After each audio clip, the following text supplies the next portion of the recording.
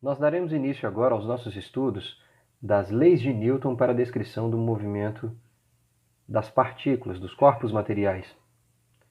Ou seja, nós iniciaremos um estudo do que hoje é conhecido na literatura como mecânica clássica, uma representação mecânica dos movimentos dos sistemas dentro do formalismo de Newton para a sua descrição. E o primeiro passo nesse estudo é nós discutirmos as leis de Newton para o movimento. As três leis de Newton que descrevem o movimento dos corpos materiais, elas podem ser enunciadas da seguinte maneira. A primeira lei de Newton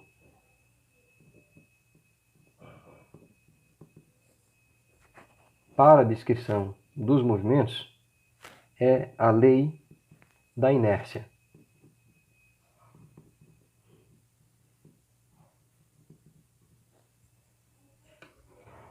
Eu gostaria agora de fazer uma citação direta do livro em que essas leis foram publicadas pela primeira vez, no ano de 1687, em um livro chamado Princípios Matemáticos de Filosofia Natural, publicado pelo próprio Isaac Newton. Então, abre aspas. Newton definiu o que ele chamou de lei de inércia a partir da seguinte declaração: todo corpo persiste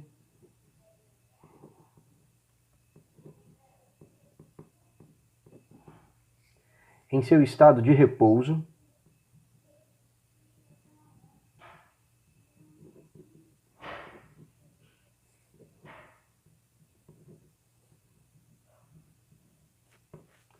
ou de movimento retilíneo e uniforme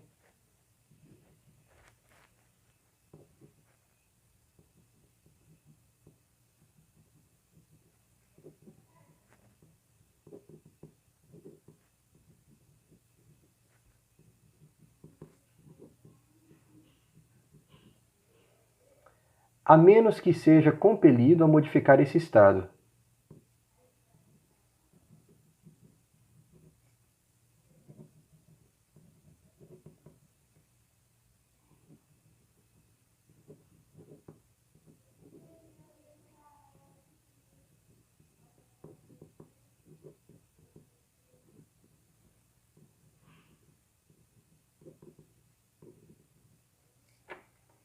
E o responsável por essa modificação é o que Newton define como sendo a ação de uma força.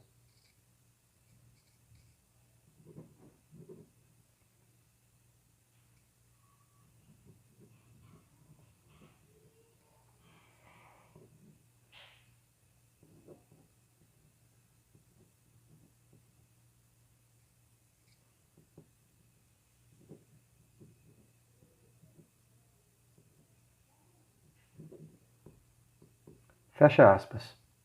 Como eu mencionei anteriormente, essa é uma citação direta de Isaac Newton,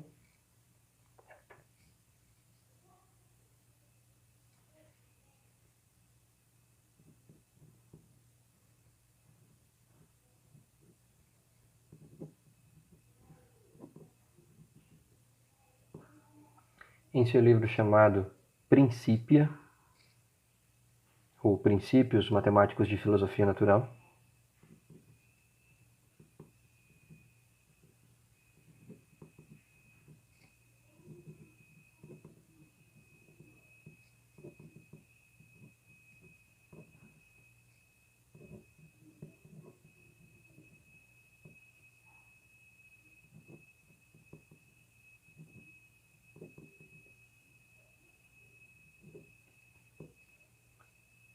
Que se encontra no volume 1 de 3 volumes dessa publicação.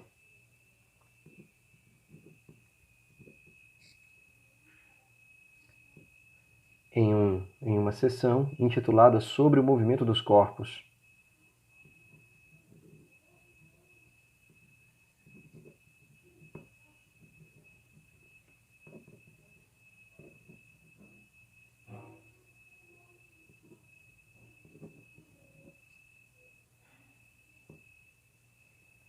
Em um capítulo chamado de Axiomas e leis de movimento.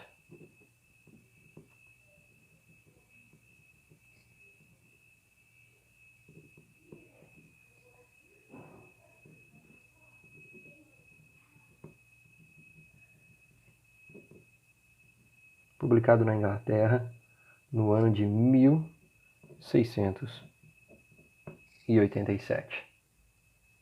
Então, repare no conteúdo dessa afirmação de que todo corpo persiste em seu estado de repouso ou de movimento retilíneo uniforme, a menos que seja compelido a modificar esse estado pela ação de forças impressas a ele.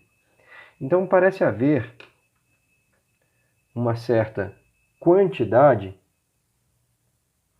que tende a ser conservada, uma certa quantidade que, representando a condição de repouso desse movimento, ou representando a condição de estar em movimento retilíneo com uma velocidade uniforme, constante, de maneira inalterada, essa condição, esse estado de repouso ou esse estado de movimento, ele tende a ser preservado de maneira indefinida, a menos que seja compelido a modificar, a ter esse estado alterado devido à ação de uma força impressa a esse corpo, ou a essa partícula.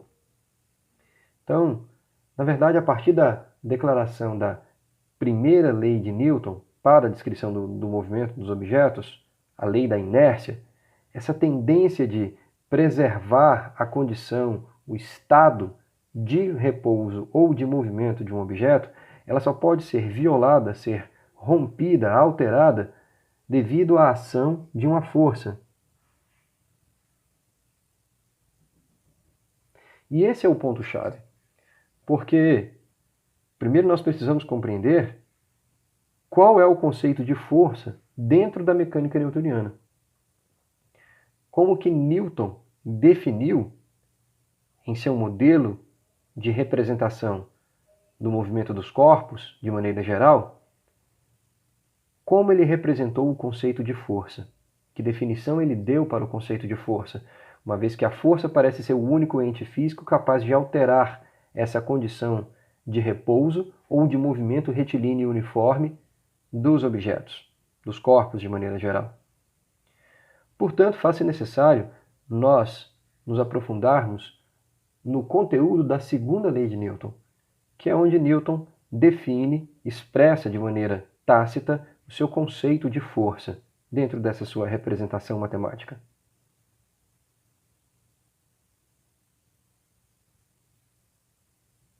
Então, nós precisamos definir força segundo a mecânica newtoniana. Para isso, precisamos recorrer ao conteúdo da segunda lei de Newton para o movimento dos corpos, onde ele define o conceito de força resultante.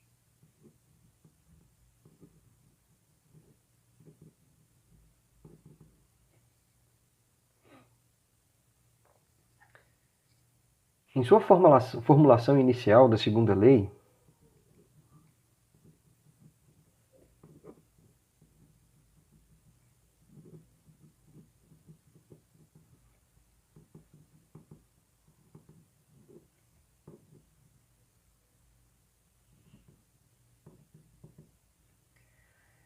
Newton começou definindo o que ele chamou de quantidade de movimento.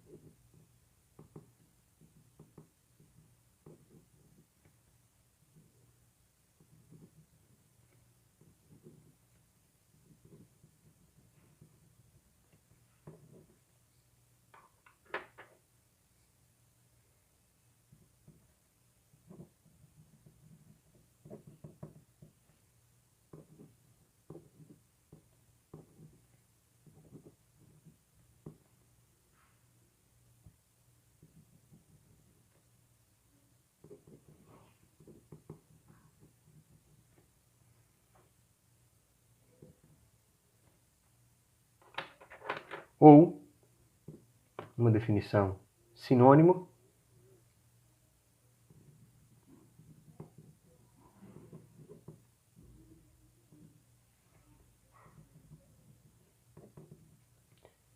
Momentum linear.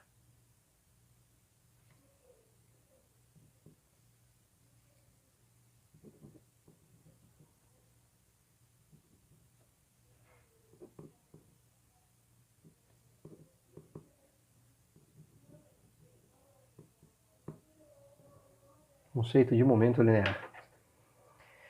É preciso que antes seja entendido o que significa esse conceito de estabelecer uma quantidade que represente o movimento de uma partícula movendo-se numa trajetória retilínea, ou seja, ao longo de uma linha. Esta quantidade, esse número que representa quanto vale o movimento, que também pode ser designada como sendo o momento linear, é uma quantidade vetorial e peça-chave para que nós possamos entender qual é o conceito de força na representação de Newton para os movimentos em mecânica clássica. Newton define essa quantidade de movimento linear da seguinte maneira.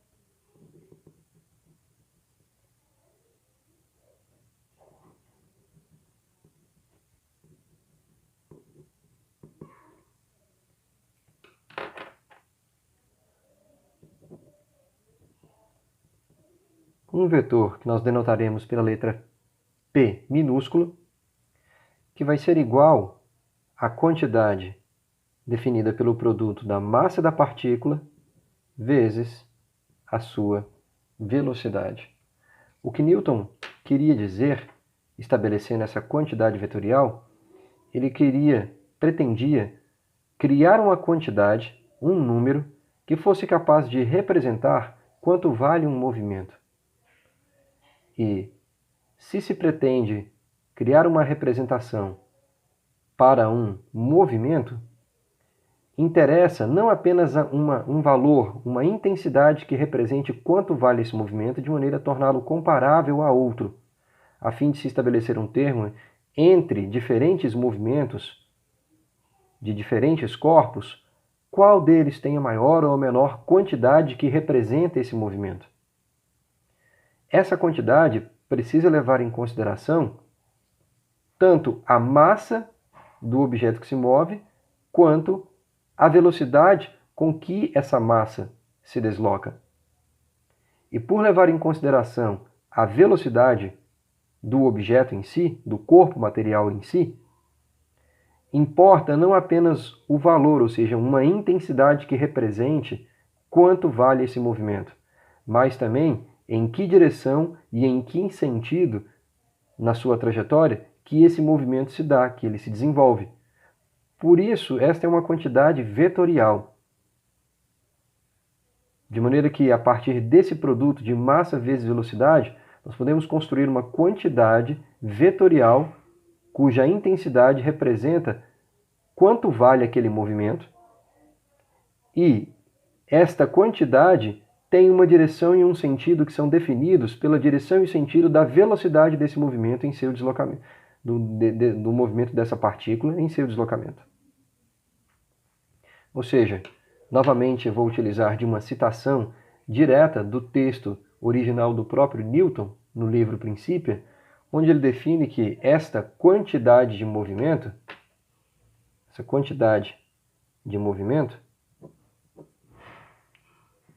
abre aspas, a quantidade de movimento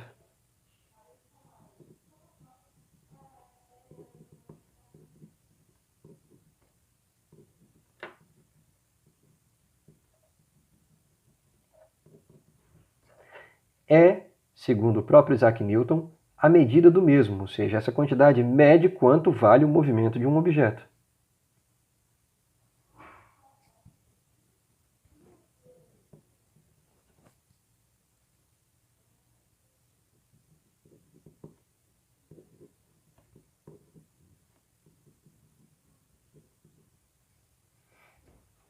E ela é obtida conjuntamente a partir da velocidade e da massa da partícula.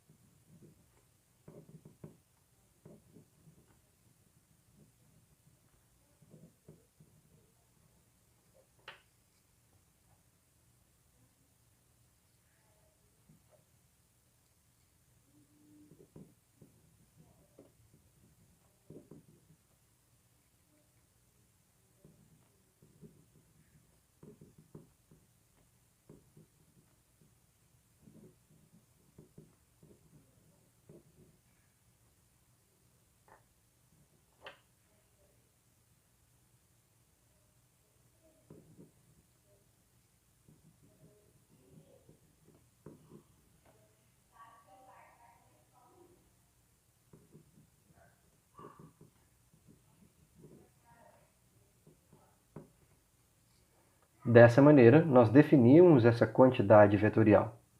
Agora, portanto, nós temos uma forma objetiva de mensurar quanto vale um movimento e representá-lo vetorialmente no espaço. Uma vez definida essa quantidade de movimento, agora começa a ficar um pouco mais claro o significado da declaração da primeira lei de Newton. Porque se nós voltarmos aqui no texto da primeira lei, no enunciado da primeira lei, onde nós lemos: todo corpo persiste em seu estado. Substitua a palavra estado pela definição quantidade de movimento. Ou seja, todo corpo persiste com sua quantidade de movimento igual a zero, uma vez que o produto massa vezes uma velocidade igual a zero dá um número igual a zero.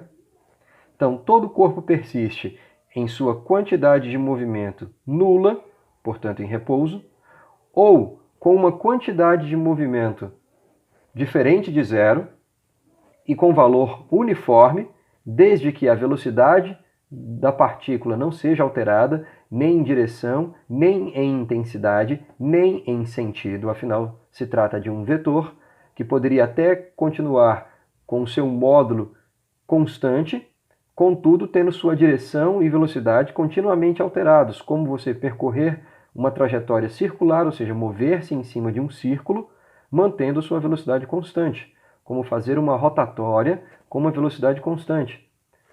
Você monitorando a velocidade do seu veículo pelo velocímetro, você pode até ter claro que a sua velocidade é inalterada, você entra, faz a rotatória, mantendo essa velocidade fixa. Contudo, a direção e o sentido para onde essa velocidade apontam estão girando no espaço. Isso já faz com que a quantidade de movimento seja alterada, não em intensidade, mas em direção e sentido. Então, vamos substituir a designação de estado pela definição de quantidade de movimento, né? Então, todo corpo persiste em sua quantidade de movimento igual a zero, estando em repouso, ou com sua quantidade de movimento diferente de zero, mas mantida em uma condição uniforme, a menos que seja compelido a modificar, ou seja, alterar essa quantidade de movimento pela ação de uma força impressa a ele. Ou seja, a força é o ente físico capaz de alterar quanto vale um movimento em sua intensidade, ou mesmo, preservando sua intensidade fixa, alterar a direção e o sentido no espaço para onde esse movimento se desenvolve, para onde esse vetor quantidade de movimento aponta. Por isso, é chave para o nosso entendimento do conceito de força dentro da mecânica newtoniana entendermos primeiramente o que representa essa quantidade vetorial utilizada para medir e representar quanto vale um movimento no espaço. Vamos agora definir força da mesma maneira que o próprio Isaac Newton definiu. E ele o fez da seguinte maneira: como, de acordo com a afirmação da primeira lei de Newton, Um corpo que está em repouso tende a permanecer nesse estado de repouso, com quantidade de movimento igual a zero. Um corpo que está em movimento retilíneo uniforme tende a permanecer nessa condição de mover-se com velocidade constante, em direção, sentido e intensidade, portanto, com uma quantidade de movimento invariável, fixa, constante no tempo, exceto que uma força altere isso. Quando, por exemplo, um objeto colide com outro e tem sua trajetória alterada, ou quando, por exemplo, forças de atrito começam a dissipar a energia deste movimento, fazendo com que sua velocidade vá diminuindo gradativamente. Ou uma força gravitacional que age sobre uma partícula que é disparada verticalmente para cima, de maneira a frear seu movimento enquanto ela sobe, ou seja, desacelerá-la durante o movimento de subida, até que essa velocidade é anulada, e depois acelerar essa partícula de volta à superfície terrestre, invertendo, portanto, o seu sentido de movimento e fazendo com que essa velocidade aumente continuamente. Então vejam que sempre é necessário a ação de uma força para que essa quantidade que representa o movimento da partícula seja alterada. Nesse contexto, portanto, faz total sentido definir força como sendo, portanto, a mudança no tempo dessa quantidade de movimento. Então, se P representa quanto vale um movimento em direção, sentido e intensidade, se esta quantidade variar no tempo, é porque uma força agiu sobre a partícula, mudando a sua condição de repouso ou de movimento, alterando, portanto, o vetor P. Por isso, a força monitora a variação do momento linear da partícula no tempo. Dito isso, como, por definição, a quantidade de movimento linear é definida como sendo o produto de massa vezes velocidade, uma vez que a quantidade de movimento linear é a medida do mesmo e é conjuntamente definida pelo produto massa vezes velocidade, variar a quantidade de movimento no tempo envolve duas possibilidades. Você pode ter um movimento no qual a massa do objeto que se move varia no tempo, e ele ainda o faz com velocidade constante. Ou seja, você pode ter um objeto que, mantendo velocidade constante, pode ir perdendo massa no tempo, por exemplo.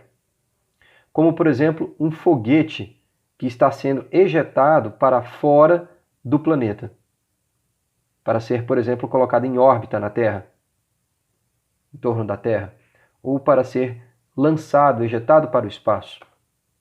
Ele pode fazer parte da sua trajetória no seu movimento de ejeção, mantendo uma velocidade constante, e enquanto ele o faz às custas de queimar combustível e ejetar gases resultantes dessa combustão a uma altíssima velocidade e assim ganhar propulsão verticalmente para cima, se desprendendo da superfície terrestre contra a ação da gravidade.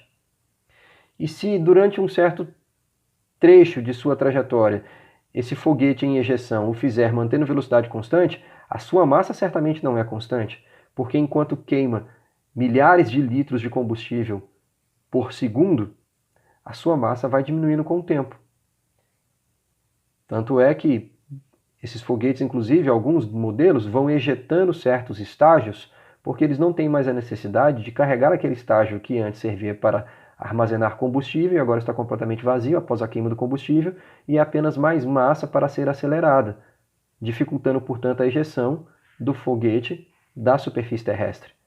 Então, ele queima o combustível, que já faz a sua massa diminuir, depois ejeta aqueles estágios, enfim, a massa do foguete vai variando, vai diminuindo, e ele pode fazê-lo mantendo sua velocidade constante durante certo trecho, durante certo intervalo de tempo da sua ejeção. Ou, por exemplo, uma esteira que transporta mineral, você vai tendo por exemplo, em empresas mineradoras, você tem o minério que é extraído, moído, processado e vai sendo despejado numa esteira. e essa esteira vai transportando esse minério e dispensando esse minério em um certo container. Enquanto o minério vai caindo sobre a esteira, e a esteira é mantida com velocidade constante, ela faz o transporte desse minério, repouso sobre a esteira, com velocidade fixa, mas a quantidade de material acumulado sobre a esteira vai aumentando no tempo. Então, você teria um sistema em que a massa iria aumentando no tempo e a esteira mantida com velocidade constante, tracionando, transportando esse minério para dispensá-lo em um container.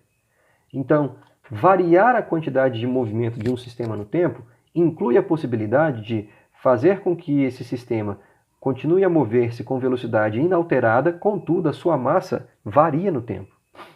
A segunda possibilidade é quando a massa do sistema é mantida constante durante todo o tempo do seu movimento, contudo, a velocidade com que essa massa se desloca varia no tempo.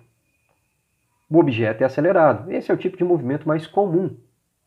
Você está dentro do seu veículo, movendo-se a uma velocidade cada vez mais elevada, porque você acionando o pedal do acelerador, queima combustível a uma taxa mais elevada, aumenta a força de tração nas rodas, fazendo com que o seu carro adquira uma velocidade cada vez mais elevada, dado o poder de aceleração que é impresso às rodas do carro, fazendo com que ele se mova mais rapidamente. Contudo, a massa do veículo, o conteúdo desse veículo, continua constante.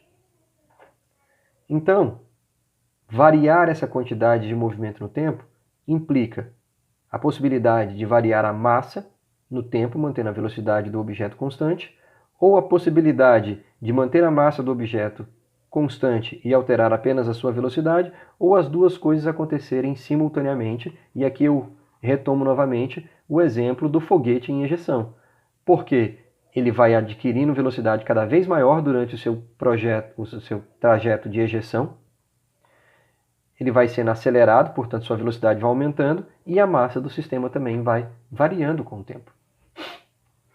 Agora, essa expressão matemática, essa equação diferencial de dizer que força é igual à variação da quantidade de movimento linear no tempo, que, portanto, é igual à variação da massa no tempo vezes a velocidade, mais a massa vezes a variação da velocidade no tempo, porque eu apenas apliquei regra do produto, considerando a hipótese de que essas duas quantidades que se multiplicam dentro desse parêntese possam variar no tempo. Então, derivada do primeiro vezes o segundo, mais o primeiro vezes a derivada do segundo, e fisicamente podem ter os significados que eu acabei de discutir. Em nada se parece essa expressão matemática com a velha conhecida de vocês, sentença para definir como se calcula a força em mecânica newtoniana, do tipo força igual a massa vezes aceleração. De onde, portanto, saiu aquela afirmativa? Ora, se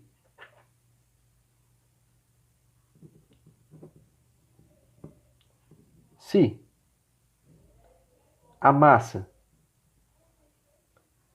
desse objeto, cuja uma força altera a sua quantidade de movimento, for mantida constante no tempo, então nós temos que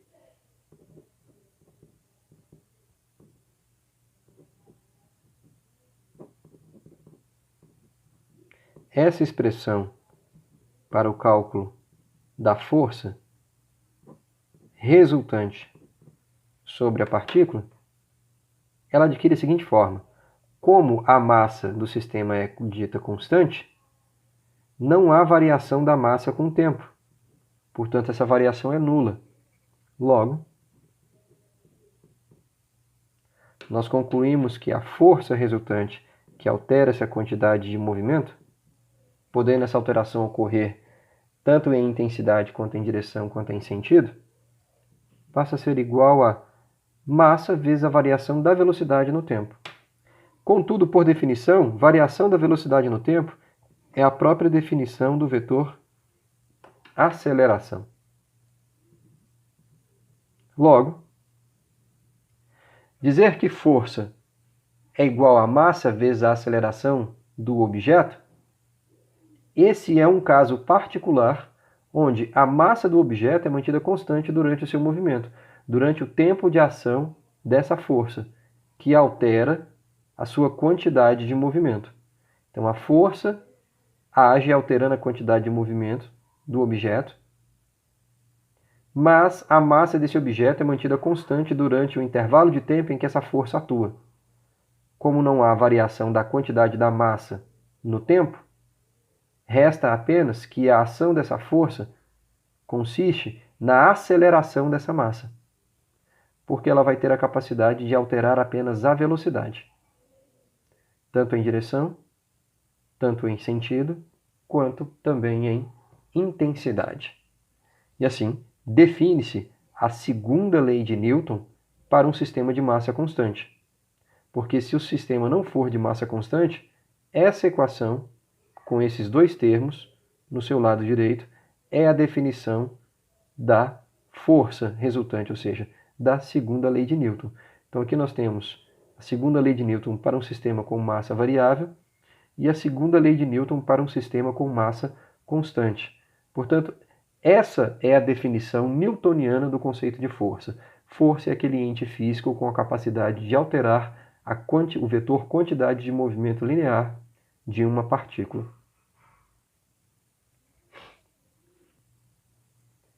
Agora que nós entendemos que a primeira lei de Newton é, portanto, uma lei de conservação, ou seja, uma lei que diz respeito à conservação da quantidade de movimento linear, uma vez que, na ausência da ação de forças externamente aplicadas a um objeto, a sua quantidade de movimento permanece inalterada, portanto, sua condição de movimento de repouso permanece inalterada, sendo o único ente físico capaz de alterar essa quantidade a força, passemos agora ao enunciado da terceira lei de Newton.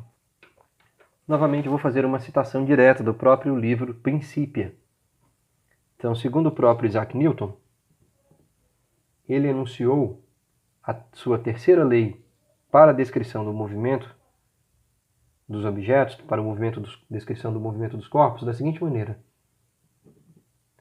a toda ação, e deve-se entender por ação força, a toda ação corresponde uma reação igual e contrária.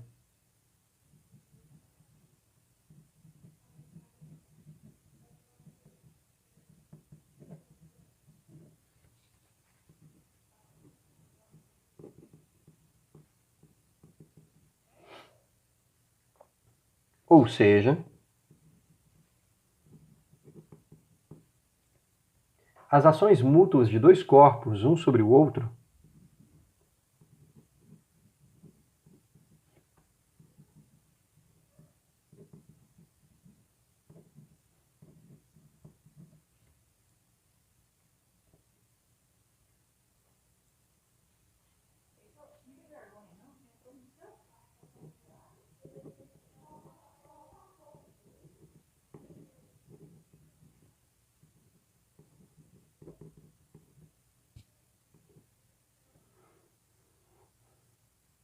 elas serão sempre iguais e dirigidas em sentidos opostos.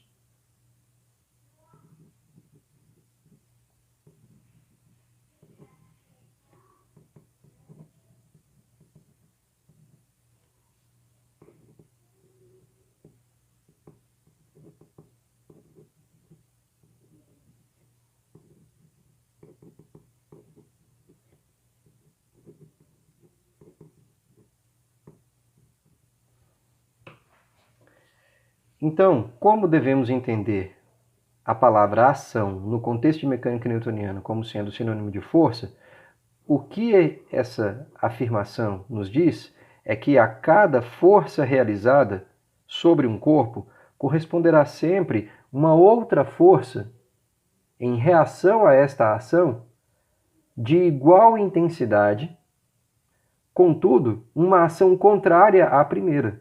Ou seja, essas forças mútuas trocadas entre dois corpos, um sobre o outro, elas serão sempre de intensidades iguais, mas dirigidas ao longo da mesma direção contudo em sentidos opostos. Para que nós possamos elaborar um pouco mais o nosso entendimento a respeito dessa declaração, eu vou recorrer agora à realização de alguns pequenos e simples experimentos virtuais de colisões, para nós podermos elaborar melhor o nosso entendimento a respeito desta afirmação, este conteúdo da terceira lei de Newton.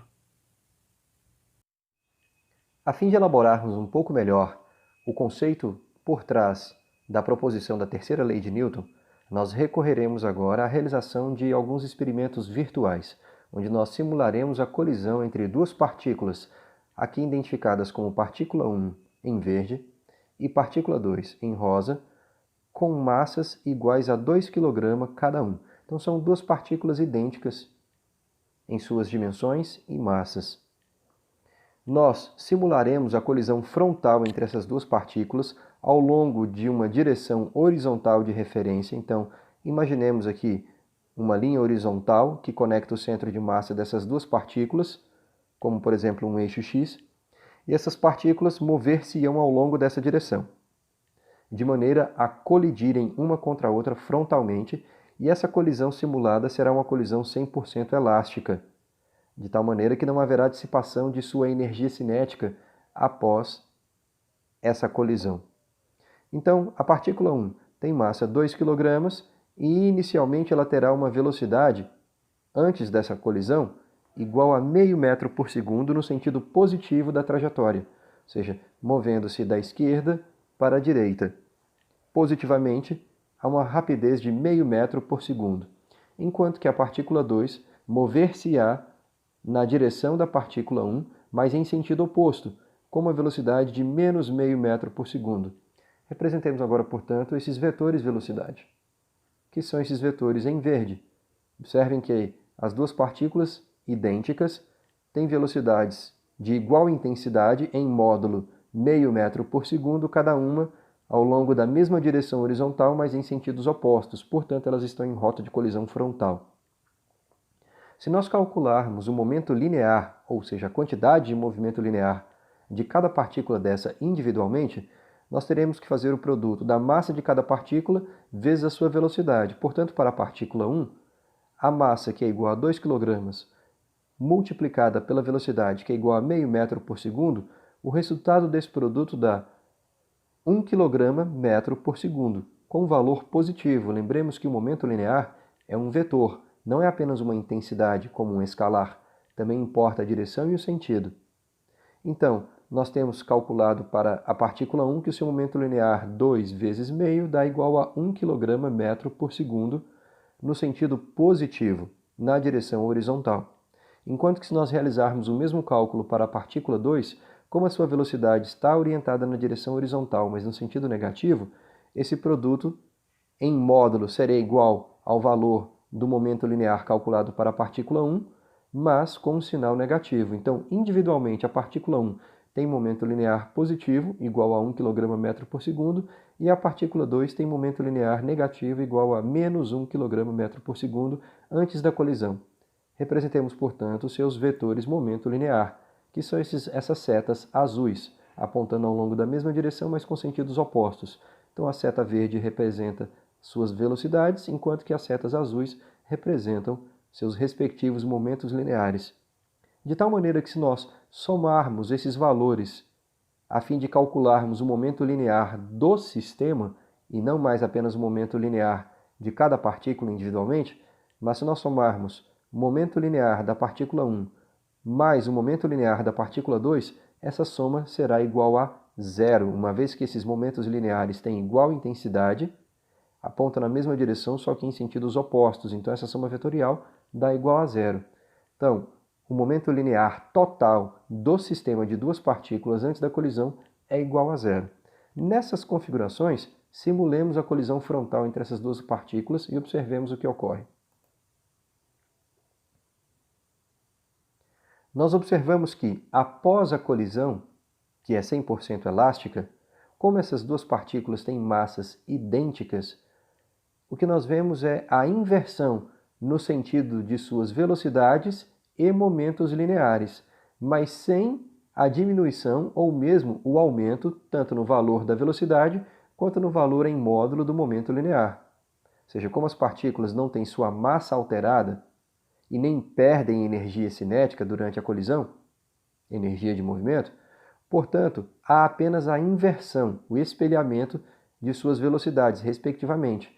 Antes da colisão, a partícula 1 tinha velocidade mais meio metro por segundo. Após a colisão, havendo a inversão, ela tem velocidade menos meio metro por segundo, de maneira que quando nós recalculamos o produto massa da partícula 1 vezes velocidade da partícula 1 após a colisão, o valor em módulo ainda é o mesmo, mas houve uma inversão de sinal. O momento linear que antes era positivo da partícula 1, agora é um momento linear negativo. E ocorrendo o exato contrário com a partícula 2, que tinha momento linear negativo igual a menos 1 antes da colisão, após a colisão tem agora momento linear positivo igual a 1. Então, individualmente, nós observamos a inversão no sentido das velocidades e a inversão no sentido dos momentos lineares. Mas, se nós formos somar o momento linear total do sistema de duas partículas, eu vou somar o momento linear da partícula 1 após a colisão, mais o momento linear da partícula 2 após a colisão. E essa soma continua dando igual a zero.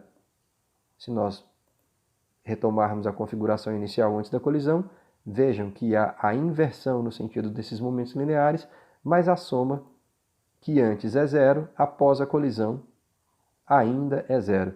E essas partículas movem-se em um movimento retilíneo com velocidade constante, ou seja, o movimento após a colisão é por inércia. Essas partículas conservam suas quantidades de movimento antes e após a colisão, movendo-se retilineamente com uma velocidade constante. A força que altera essas quantidades de movimento em sua direção e sentido ocorre apenas durante o breve intervalo de tempo que dura essa colisão, que é praticamente instantâneo. Agora, como segundo exemplo de colisão frontal entre partículas com massas iguais, vamos considerar a hipótese de que a partícula 1 ainda mova-se no sentido positivo da direção horizontal com velocidade de meio metro por segundo, mas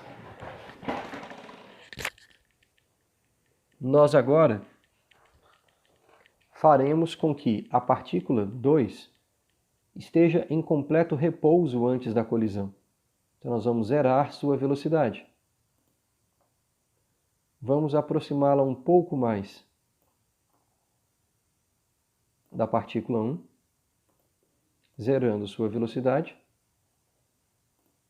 E vamos simular uma colisão completamente elástica entre essas duas partículas, novamente sem dissipação de energia. Observemos que o valor do momento linear da partícula 1, vetor em azul, ainda é o produto massa vezes velocidade positiva, que dá um valor positivo para o momento linear igual a 1. Mas como a partícula 2 tem velocidade igual a zero, o produto 2 kg vezes zero de velocidade dá um valor zero de momento linear. Ela está em repouso. Então, o momento linear total do sistema de duas partículas antes dessa colisão frontal é igual a 1 mais 0, que dá igual a 1. Momento linear total, 1. Observemos o que ocorre após a colisão. Então, após a colisão, nós observamos que há 100% de transferência do momento linear da partícula 1 para a partícula 2. Por quê? Nós vemos que a partícula 1 fica em repouso após a colisão, no exato lugar em que a partícula 2 se encontrava, e ao transferir 100% do seu momento linear, da sua quantidade de movimento para a partícula 2, ela dispara a partícula 2, que após a colisão passa a mover-se com velocidade igual à velocidade da partícula 1 antes da colisão. Ou seja, a partícula 2, que estava em repouso antes da colisão, após a colisão ela é disparada com velocidade positiva de meio metro por segundo, de maneira que o momento linear da partícula 2, que é o produto 2 kg vezes meio metro por segundo, agora é igual a 1 kg metro por segundo positivo. Lembrem-se que antes da colisão, o momento linear total, ele dava igual a 1 positivo kg/metro por segundo. E agora, olhe o que ocorre após a colisão dessas duas partículas.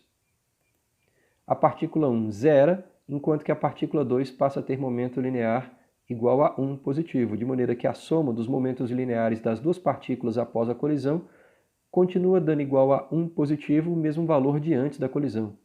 E a partícula 1 permanece em repouso, enquanto que a partícula 2 move-se por inércia com velocidade constante no movimento retilíneo. E eu insisto em afirmar que é um movimento puramente inercial, porque após a colisão não há mais nenhuma força acelerando a partícula 2. Essa força só existiu durante o breve intervalo de tempo que durou a colisão, apenas durante o contato entre essas duas partículas.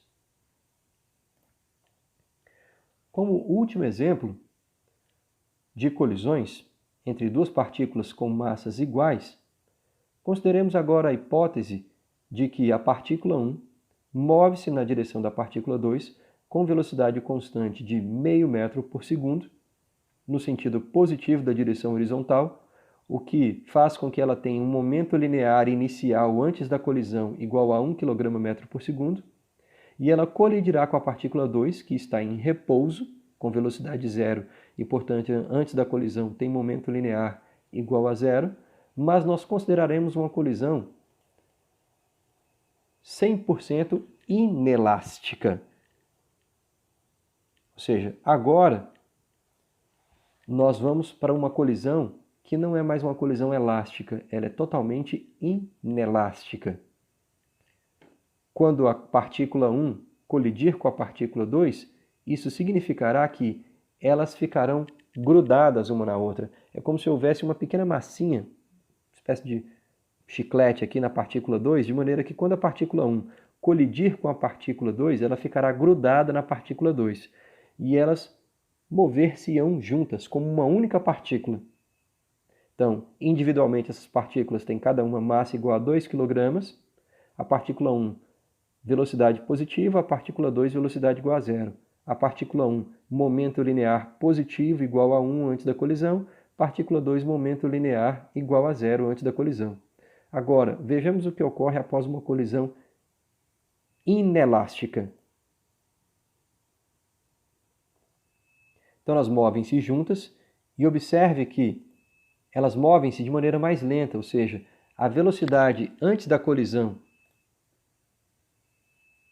da partícula 1, que era igual a meio metro por segundo, após a colisão, essas duas partículas passam a mover-se juntas com metade do valor da velocidade com que a partícula 1 colidiu contra a partícula 2 frontalmente. E a partícula 2 agora também tem movimento, porque ela move-se junto com a partícula 1. É como se elas formassem agora uma única partícula, cuja massa é igual à soma da massa das duas partículas, ou seja, se individualmente cada uma tem massa igual a 2 kg, as duas partículas juntas formam um corpo só com massa igual a 4 kg, ou seja, é como se fosse uma nova partícula com o dobro da massa. E observe que, também por um fator 2, é o fator que diminui a velocidade desse sistema. Se antes a velocidade da partícula 1 era meio metro por segundo, agora ela move-se grudada na partícula 2 com velocidade que é metade, 0,25 metro por segundo. E a partícula 2 também move-se com a mesma velocidade, 0,25 metro por segundo. De maneira que, individualmente, os momentos lineares dessas duas partículas, cada qual é igual a meio kg/metro por segundo, o produto 2 kg vezes 0,25 metros por segundo de velocidade. Lembre-se que antes da colisão, o momento linear total do sistema era igual a 1 kg/metro por segundo. Após a colisão, o momento linear continua dando 1. Afinal, meio kg/metro por segundo mais meio kg/metro por segundo dá 1 kg/metro por segundo. O momento linear continua dando o mesmo valor após a colisão, comparativamente ao seu valor antes da colisão, mesmo para uma situação de colisão 100% inelástica. Então, a partir dessas três simulações de colisões, nós observamos que parece haver uma quantidade que se conserva nos movimentos, mesmo antes e após uma colisão ocorrer entre eles, quando não há forças dissipativas no sistema, quando não há uma força de atrito freando essas partículas, resistindo ao seu movimento. Então nós observamos que essa quantidade parece se conservar. O seu valor total para o sistema antes e após a colisão dá sempre o mesmo valor, essa soma. Individualmente, essas partículas podem até ter valores diferentes, mas quando você considera o sistema como um todo, todas as partículas que estão envolvidas no sistema antes e após a colisão, esse valor parece se conservar. Então, voltemos agora à discussão das consequências dessas interpretações para o nosso melhor entendimento do que propõe a afirmação da terceira lei de Newton. Se nós fôssemos generalizar as conclusões que nós chegamos, as nossas observações, bem, na primeira colisão,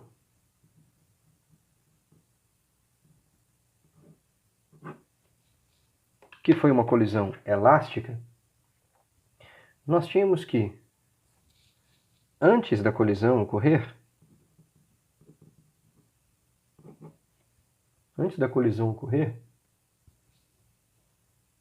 a partícula 1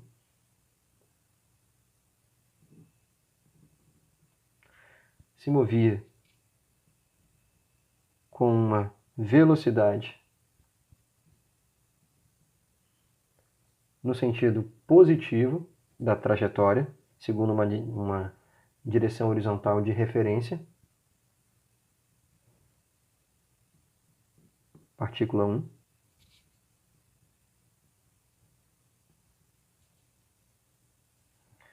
Em rota de colisão com uma partícula 2,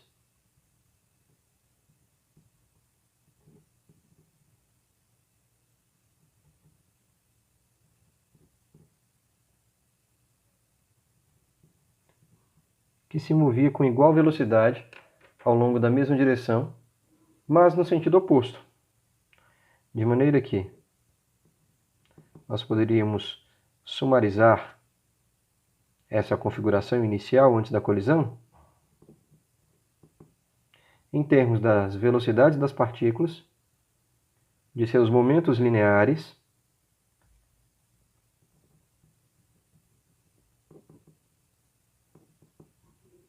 iniciais e do momento linear total do sistema.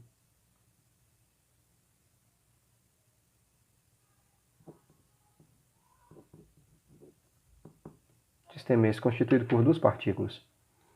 Então, a velocidade da partícula 1, inicialmente, e eu vou denotar por V1i, velocidade da partícula 1, na sua condição inicial, entenda-se por início antes da colisão acontecer, como sendo igual a V, positivo, enquanto que o módulo da velocidade da partícula 2, inicialmente, menos V. Ou ainda, se quisermos representar vetorialmente, de maneira que, se calcularmos individualmente o momento linear inicial da partícula 1, teríamos o produto mv, enquanto que para a partícula 2, o valor inicial desse momento linear seria, portanto, menos mv. De tal forma que o momento linear total no início, antes da colisão,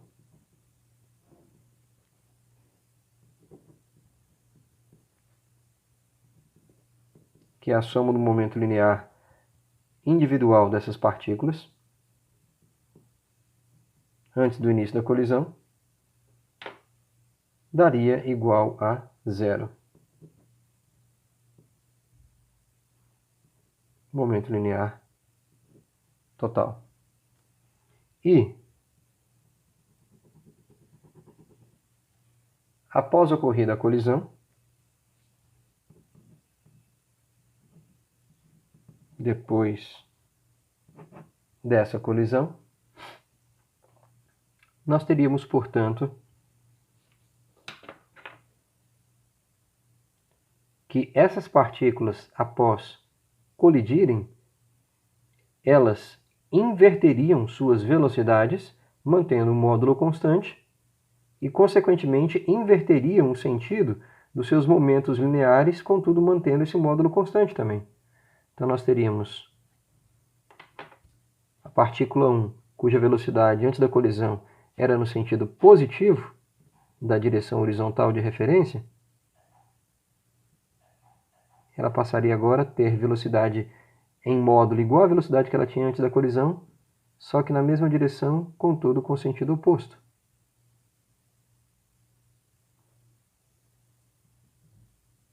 Essa seria a partícula 1.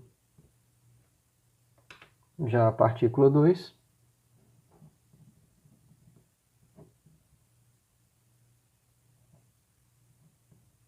que antes tinha momento linear negativo, agora vai passar a ter momento linear positivo. De maneira que suas velocidades finais seriam velocidade final da partícula 1 seria igual a menos v,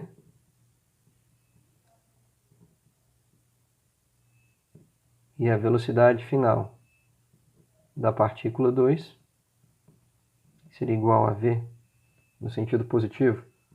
Momento linear final da partícula 1 seria sua massa vezes sua velocidade, e agora o momento linear negativo. Enquanto que para a partícula 2, seu momento linear final agora, sendo o produto massa vezes velocidade, daria positivo. Mas ainda assim, a quantidade total do momento linear final, sendo a soma de todos os momentos lineares individuais das partículas após a colisão,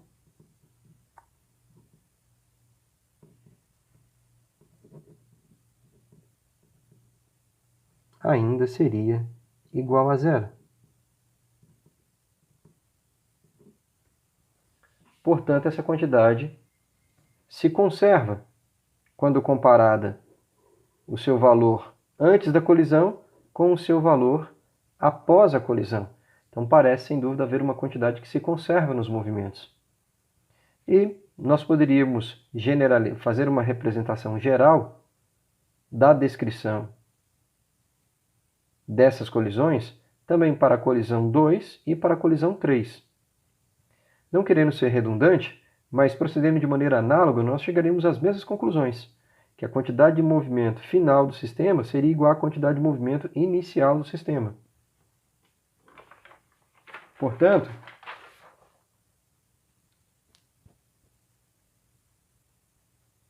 segundo o que nós discutimos e interpretamos nesse nosso experimento, nesse nosso laboratório virtual de colisões, essas variações todas, em todos os casos, todos os casos anteriores de colisões avaliados,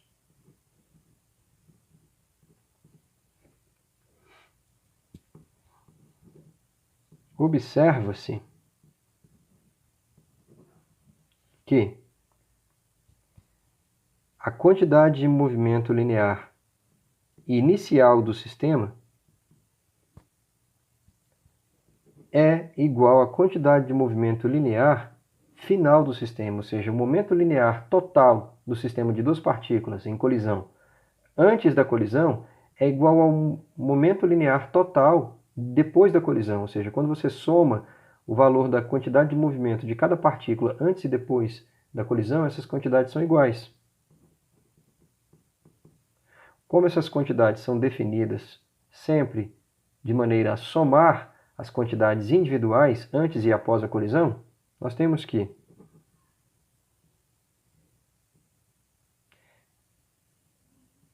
o momento linear inicial da primeira mais o momento linear inicial da segunda define o lado esquerdo dessa igualdade, momento linear final da primeira partícula, mais o momento linear final da segunda partícula, define o seu lado direito. Se nós organizarmos os termos dessa igualdade da seguinte maneira,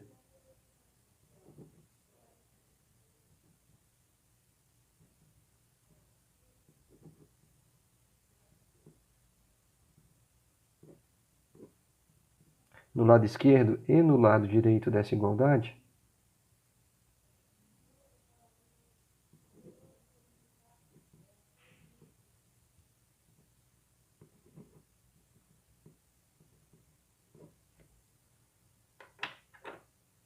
fica óbvio ver que dentro desse parêntese, o que nós temos é uma variação do valor do momento linear dessas partículas. Ou seja, momento linear final após a colisão da partícula 1 menos o momento linear inicial antes da colisão da partícula 1, isso é como seu momento linear total variou com relação à partícula 1. Porque é o seu valor depois da colisão menos o seu vetor antes da colisão. De maneira semelhante, do lado direito dessa igualdade, é a variação total do momento linear da partícula 2.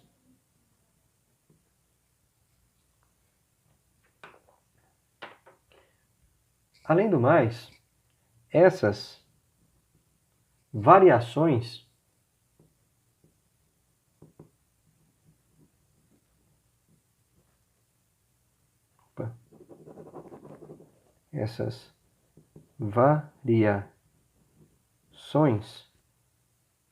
nas quantidades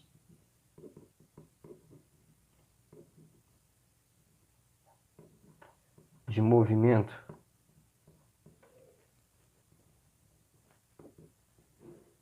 linear das duas partículas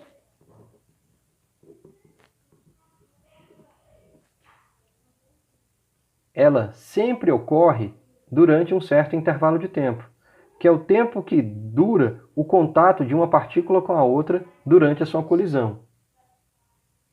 Então, essas variações dessas quantidades, nas quantidades de movimento linear das duas partículas, ocorrem num intervalo de tempo finito.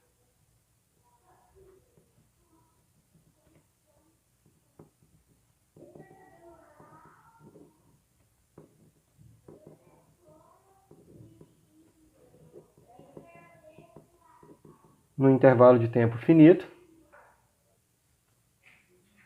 porém, um intervalo de tempo extremamente curto.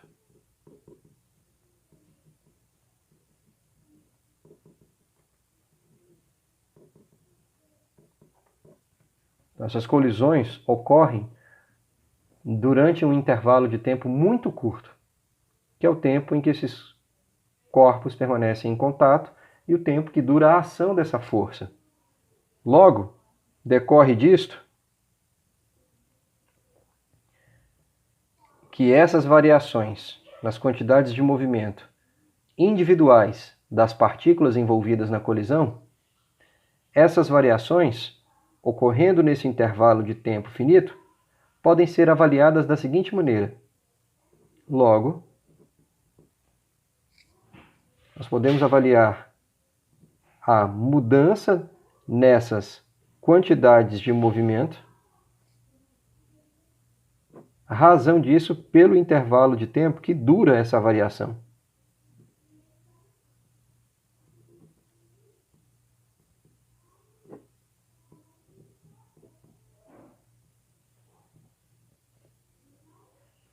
Como esse é um intervalo de tempo muito curto, nós podemos aplicar o seguinte limite.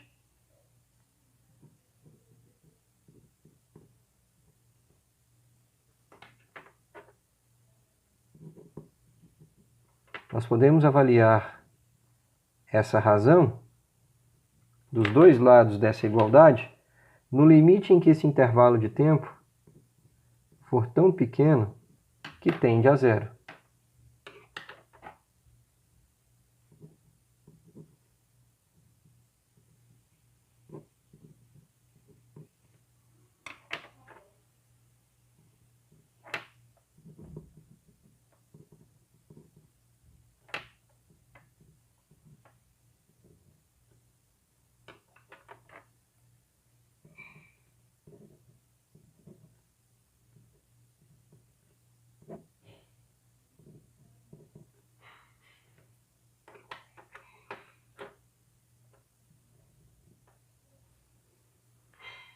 Resolver este limite nos dois lados dessa igualdade significa chegar à seguinte conclusão.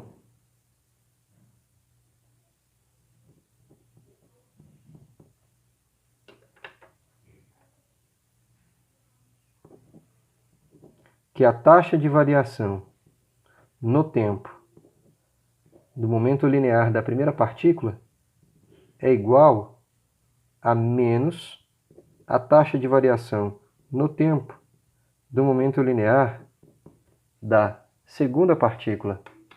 Mas ocorre que, pela segunda lei de Newton, variação do momento linear no tempo é a própria definição de força resultante.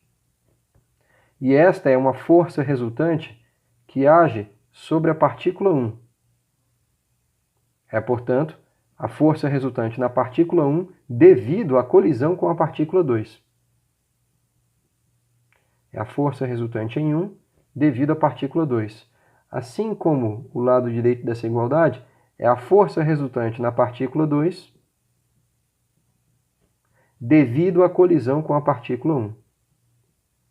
Então, uma é a força que 1 exerce na partícula 2, a outra é a força que 2 exerce na partícula 1.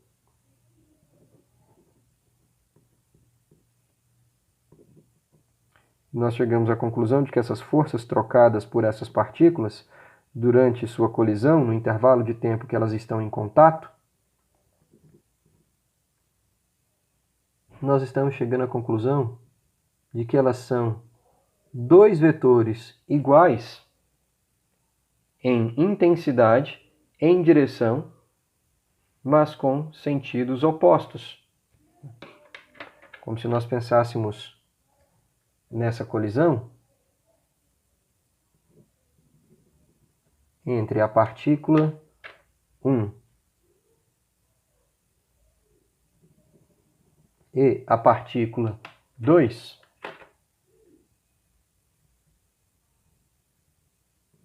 partícula 1,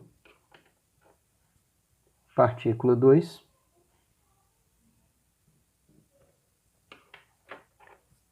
e a partícula 1 exerce uma força no centro de massa da partícula 2, que é a força na partícula 2 devido à partícula 1, ou a força de 1 aplicada em 2. Então, essa aqui é a força de 1 aplicada em 2. E aqui em vermelho, eu tenho um vetor representando a força em 1 aplicada pela partícula 2. E essa força age sobre esses dois corpos durante um intervalo de tempo muito curto. Durante o contato dessas duas partículas, o tempo de colisão.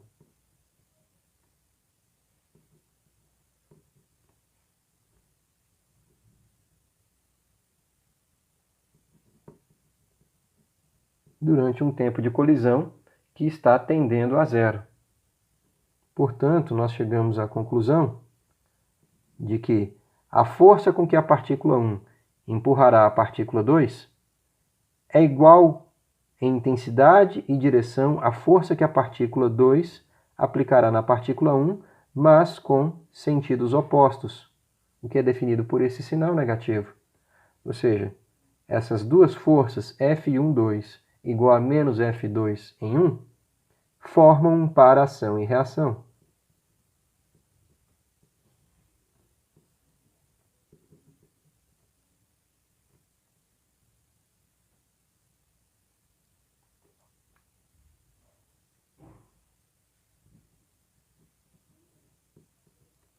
Formam um par ação e reação. Por quê? São vetores iguais, mas com sentidos opostos, e agem em corpos separados. Porque isso define um para-ação e reação. É a ação de duas forças de igual intensidade, igual direção em sentidos opostos, que agem em dois corpos separados. Nós nunca encontraremos um para-ação e reação aplicado em um único corpo. Nesse sentido, é muito importante reforçar que a força de ação e reação, elas são forças que estão sempre aplicadas em corpos separados. E eu pretendo tornar isso mais crível para vocês, compartilhando os seguintes exemplos. Pense, a princípio, no caso da interação gravitacional do planeta com qualquer outro objeto mais leve, próximo à superfície do planeta. Ou seja, vamos pensar a interação de uma partícula, no sentido do conceito de partícula, que não importam as dimensões desse corpo, uma partícula de massa m, que está nas proximidades de solo terrestre. Estou representando a superfície terrestre aqui como sendo plana, uma vez que as dimensões desse corpo são muitíssimo pequenas quando comparada à curvatura da superfície de solo terrestre. Então, nós temos aqui a superfície terrestre, né? Nossa Terra, centro de massa da Terra. Então, há uma interação gravitacional entre essa partícula e todo o resto do planeta. Essa interação gravitacional, ela ocorre mesmo à distância. Força gravitacional não é uma força de contato, é uma força de campo. A sua ação se dá à distância, ao longo da direção que conecta o centro de massa dos dois objetos que possuem massa, e essa força é sempre atrativa. Então, a Terra, o planeta Terra, atrai essa partícula em direção ao seu centro de massa com uma força gravitacional, que é inversamente proporcional ao quadrado da distância entre o centro de massa da Terra e o centro de massa dessa partícula, diretamente proporcional ao produto da massa da partícula vezes a massa de todo o planeta. Mas como nós estamos fazendo a aproximação de que este objeto está a uma distância muito pequena da superfície terrestre quando comparado ao raio do planeta inteiro, então, além de fazermos a aproximação de que a superfície do planeta pode ser considerada plana, ao fazermos essa consideração, nós também fazemos implicitamente outra, de que a aceleração de campo gravitacional experimentada por essa partícula é constante, dentro do intervalo de altura que ela vai variar sua posição aqui, movendo-se em direção à superfície da Terra. Portanto, a força que representa a ação da gravidade direcionada para baixo, atraindo essa partícula para a superfície terrestre, ela é escrita apenas como sendo o produto massa vezes a aceleração de campo gravitacional. Acabamos de aplicar a segunda lei de Newton. Força igual a massa vezes aceleração, porque a massa dessa partícula não vai ser alterada durante a ação da gravidade sobre ela. E num sistema em que a massa é constante, a força, que por definição é a variação da quantidade de movimento dessa partícula sendo acelerada em direção ao centro de massa da Terra, mas como a massa da partícula é constante, a variação do momento no tempo é igual à massa da partícula vezes a aceleração, porque a única coisa que vai variar é a velocidade dessa partícula durante a sua queda. Pois bem, m vezes g é a ação sobre a partícula. Essa é a força de ação. Agora, onde está a força de reação? Ela não pode ser representada em cima da própria partícula, porque um para-ação e reação sempre ocorre em corpos separados. Uma é a força que o planeta exerce sobre a partícula, outra é a força que a partícula exerce sobre o planeta. Sim, a partícula também atrai gravitacionalmente o planeta inteiro, uma vez que a partícula, possuindo massa, também produz seu próprio campo gravitacional. E o campo gravitacional é uma força que respeita a formulação de Newton para a representação de forças resultantes. De maneira que nós detectamos a força da partícula sobre o planeta Terra aplicada no centro de massa do planeta, com a mesma intensidade que o seu próprio peso, ao longo da mesma direção que conecta o centro de massa dos dois, nesse caso vertical, quando consideramos a superfície da Terra plana. Se considerarmos a superfície da Terra esférica, é ao longo da direção radial, uma vez que a direção radial atravessa a superfície esférica, sempre perpendicular a ela. Então, são dois vetores, a ação e a reação, com igual intensidade, com a mesma direção, a mesma linha de ação, mas com sentidos opostos. Então, menos mg, nessa nossa orientação, aqui, dessa maneira que eu estou definindo, nós estamos definindo a direção vertical para baixo como sendo positiva, né? Se definíssemos a direção vertical para baixo como sendo negativa, então teríamos que trocar estes sinais aqui. Teríamos então que, por exemplo, representar mg aplicado no centro de massa da Terra direcionado para cima como sendo uma quantidade positiva, e mg aplicado ao centro de massa da partícula direcionado verticalmente para baixo como sendo uma quantidade negativa. Isso, se e somente se, nós considerarmos um referencial onde vertical para cima é positivo. E, portanto, a aceleração da gravidade vertical para baixo seria um vetor negativo.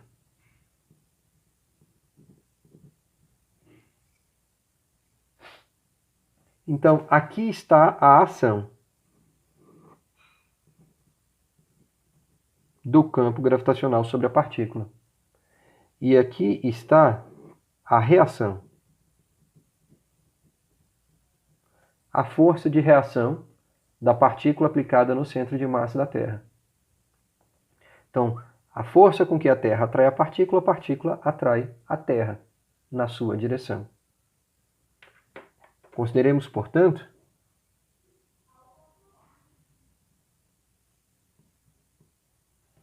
novamente aqui, a Terra com suas dimensões muitíssimo maiores do que as dimensões do sistema que eu representarei aqui.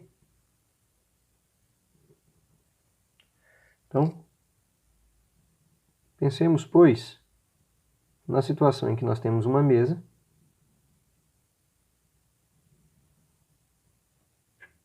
apoiada sobre a superfície da Terra,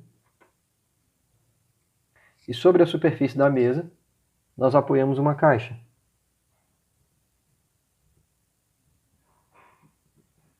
Uma caixa de massa M. Repousa sobre a superfície da mesa, que repousa sobre a superfície da Terra, do solo terrestre. Ora, não fosse o vínculo com a mesa, caso essa caixa perdesse o vínculo que tem com a mesa, essa caixa seria acelerada em direção à superfície da Terra. Por quê? Porque a Terra exerce uma força de atração sobre a caixa, que possui massa. É uma atração do tipo gravitacional, vertical e direcionada para baixo.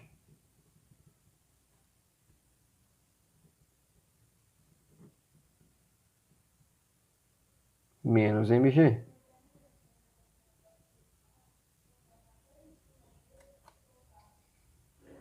Uma vez que esta é uma força de campo gravitacional e nada tem a ver com o vínculo fornecido pela mesa, que mantém a caixa suspensa a essa altura do chão.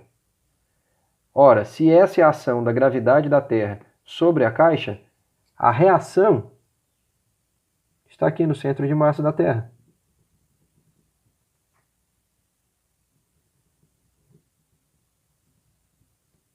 Contudo, como a caixa está apoiada sobre a superfície da mesa, dada a aceleração de campo gravitacional, o peso da caixa comprime a superfície da mesa, fazendo força contra a superfície da mesa, que, por sua vez, realizará, portanto, força contra a superfície da caixa, contra o fundo da caixa. Uma força vertical e dirigida para cima.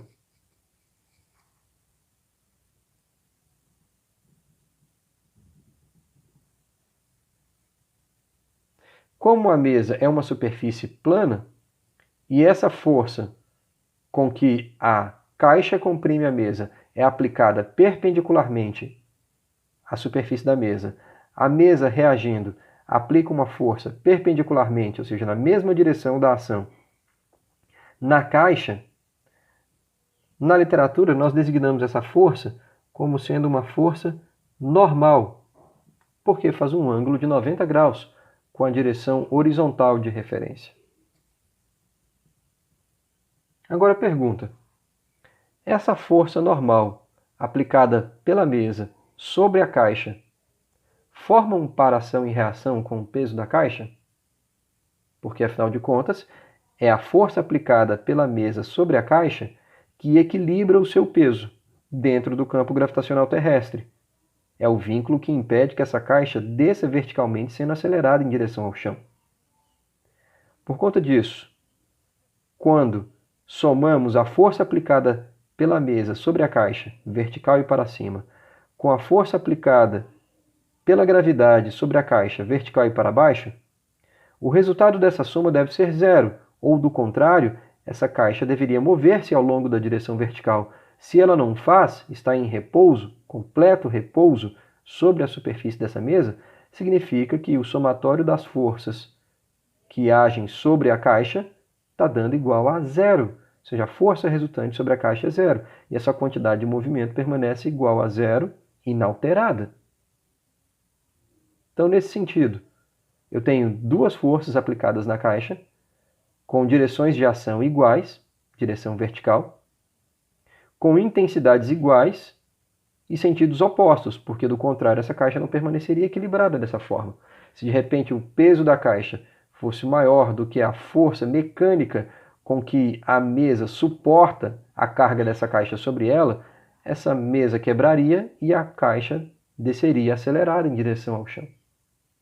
Então, normal e força-peso constituem um par do tipo ação e reação, dada essa circunstância, uma vez que elas têm igual intensidade, mesma direção, só que sentidos de ação opostos?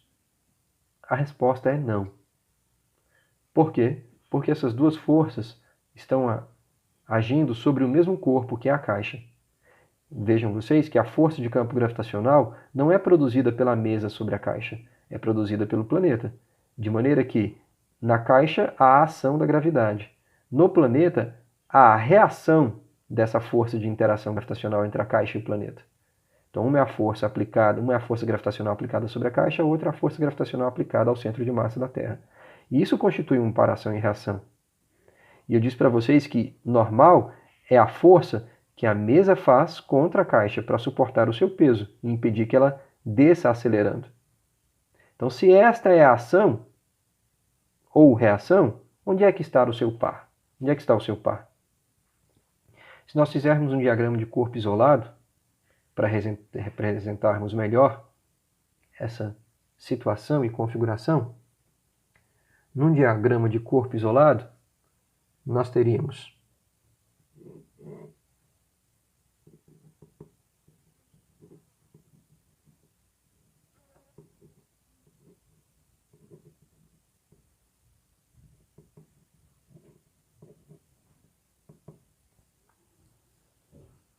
a caixa, a mesa, superfície da mesa,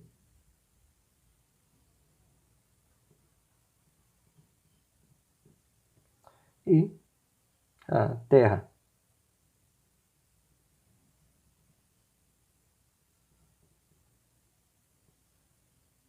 Centro de massa da Terra.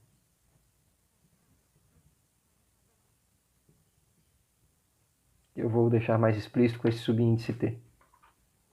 Então nós temos que o planeta age gravitacionalmente sobre a caixa, realizando sobre ela uma força vertical e dirigida para baixo.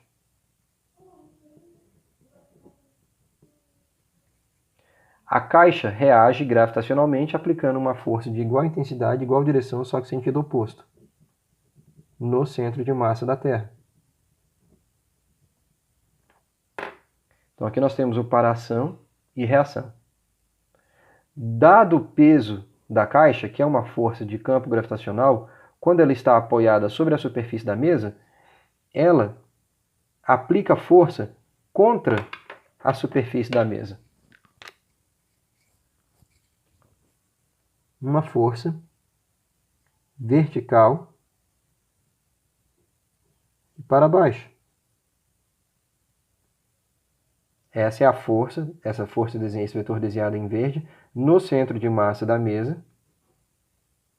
É uma força vertical aplicada para baixo.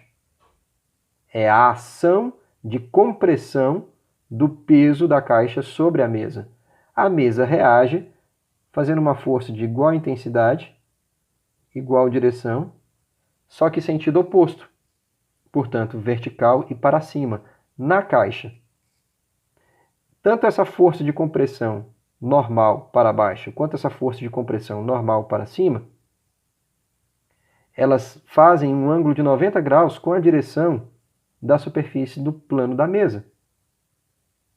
E esses dois vetores em verde é que constituem um para ação e reação. Então, enquanto aqui, vertical para cima na caixa, eu tenho a força com que a mesa empurra essa caixa para cima, vertical para baixo, eu tenho a força com que a caixa comprime a mesa.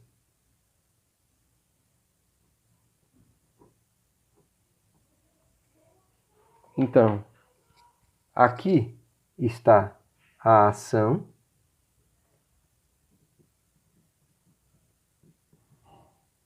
e aqui está a reação.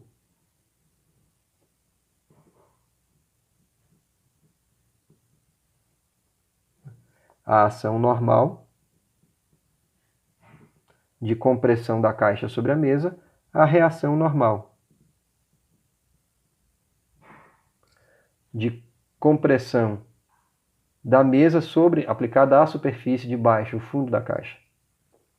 Assim como aqui está a ação gravitacional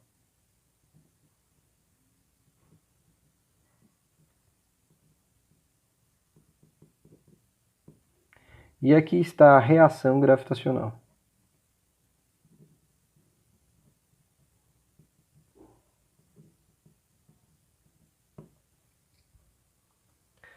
Logo, a força normal não constitui um para-ação e reação com a força-peso, porque a força-peso é uma força gravitacional, independe da existência desse vínculo oferecido pela mesa que suporta a carga dessa caixa.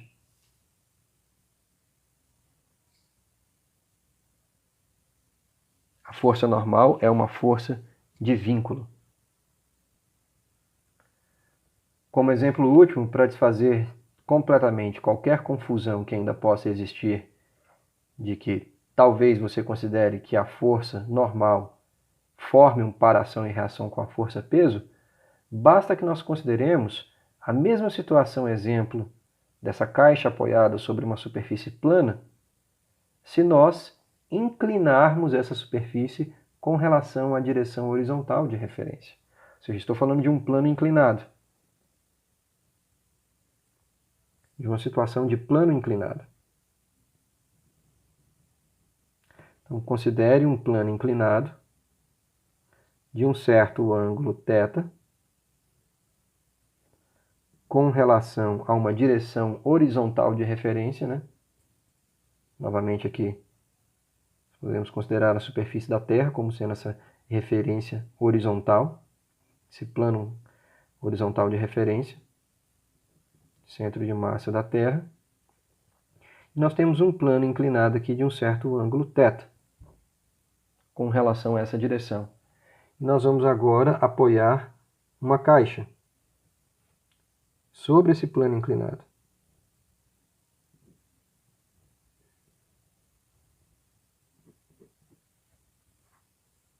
Ora, o campo gravitacional terrestre, agindo sobre essa caixa, tem direção vertical e para baixo. Ou seja, a linha de ação desse campo gravitacional é a linha que conecta o centro de massa da caixa com o centro de massa da Terra.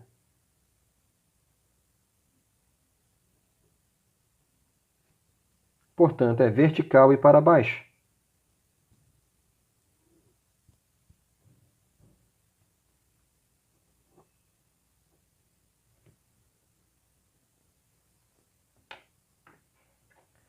A caixa apoiada sobre a superfície do plano inclinado comprime esse plano, realizando força contra ele, mas fora dessa direção vertical.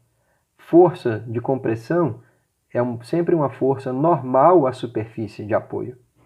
Portanto, tem que formar um ângulo cuja direção seja 90 graus com a direção do plano inclinado e não com a direção da superfície terrestre. Logo, a força normal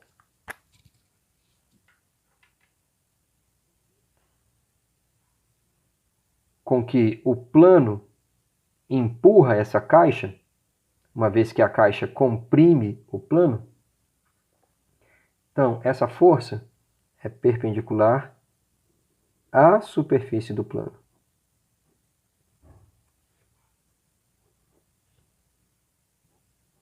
E não a direção horizontal de referência.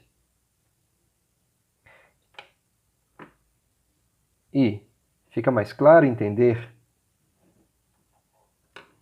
o porquê dessa força normal do plano aplicada sobre a caixa ter essa orientação, se nós fizermos a decomposição da força gravitacional, da força peso da caixa, na direção perpendicular ao plano e na direção paralela ao plano. Ou seja, se nós criarmos um sistema de referência aqui, onde nós orientamos uma direção positiva perpendicular ao plano inclinado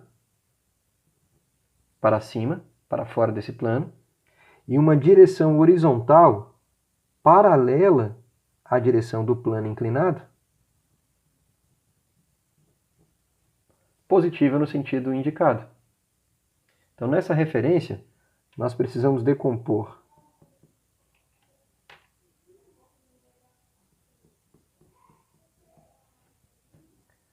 a nossa força-peso nessas duas direções. Então, pela regra do paralelogramo, nós temos que a força-peso tem essas duas componentes que eu estou indicando nesses dois vetores em vermelho.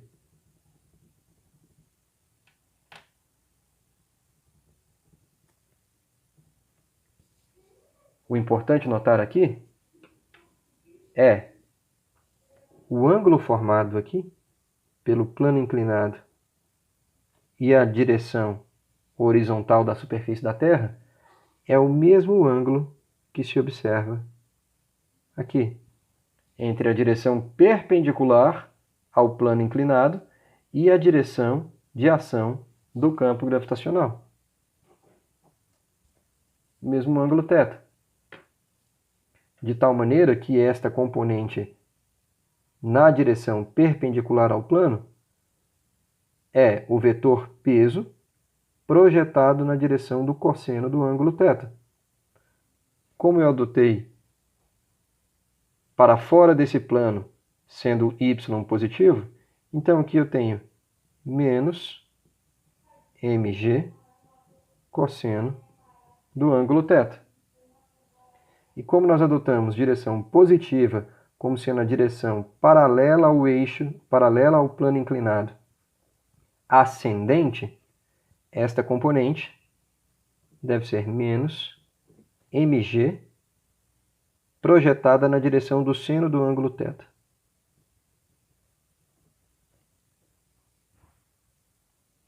De tal sorte que, se nós considerarmos essas direções y e x, y perpendicular ao plano inclinado e x paralela à direção do plano inclinado, nós teremos que, em x, direção paralela ao plano, a componente da força-peso na direção do seno do ângulo θ, menos mg seno θ, é a única força nessa direção, paralela ao plano. Portanto, ela será responsável por fazer com que essa caixa escorregue, dada a inclinação do plano, descendo aqui ao longo dessa direção. Vejam vocês que eu não considerei em nenhum momento o atrito entre a caixa e o plano inclinado. Portanto, não há nenhuma força que resista à ação dessa força, dessa componente mg seno θ, portanto, nada que impeça o movimento descendente dessa caixa, escorregando, deslizando sobre esse plano. De maneira que se eu for escrever a segunda lei de Newton nessa caixa, na direção paralela ao plano, então eu posso chamar de componente x da força, que é igual à massa da caixa vezes a aceleração que ela vem adquirir nessa direção, uma vez que o sistema tem massa constante, e portanto a derivada do momento no tempo da massa vezes a aceleração. A componente de força resultante nessa direção é menos mg seno de θ. Isso deve ser igual ao produto massa vezes aceleração nessa direção x, que não é a direção da superfície terrestre, mas é a direção paralela ao plano inclinado. Dividindo pela massa dos dois lados dessa igualdade, eu chego à conclusão de que a aceleração da partícula ela se dará no sentido negativo da orientação positiva definida paralela em relação ao plano, e em módulo é igual a g, ou seja, a aceleração da gravidade, vezes o seno de θ. Agora, se nós fizermos essa mesma análise ao longo da direção vertical,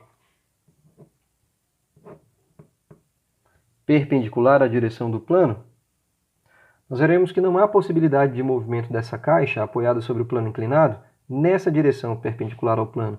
Conforme se inclina o plano, você cria apenas a tendência dessa caixa deslizar sobre ele, vindo parar aqui na superfície da Terra. Ou seja, não há movimento nessa direção. Se não há movimento nessa direção, significa que não há aceleração, não há força descompensada, desbalanceada nessa direção. A aceleração nessa direção, dita y, perpendicular à direção do plano, é nula. Então, se escrevermos a força resultante, componente da força resultante na direção y, como não há aceleração na direção y, essa força resultante é zero. E nós temos, no sentido positivo, a força normal, menos mg cosseno θ, igual a zero. Logo, a força normal é igual a mg cosseno de θ. E aqui está um resultado bastante importante.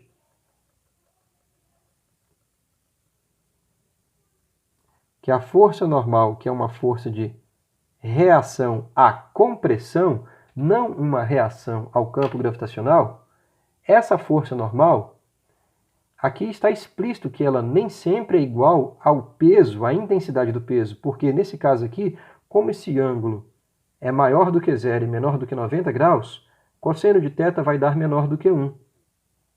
Vai dar algum número menor do que 1, entre 0,0 alguma coisa até 0,9, aproximadamente 1. O que eu quero dizer é que cosseno de θ é menor do que 1. Sendo menor do que 1, e multiplicando o produto mg, que é o peso da caixa, a força normal está dando uma porcentagem do peso, não o valor inteiro do peso, mas um valor menor.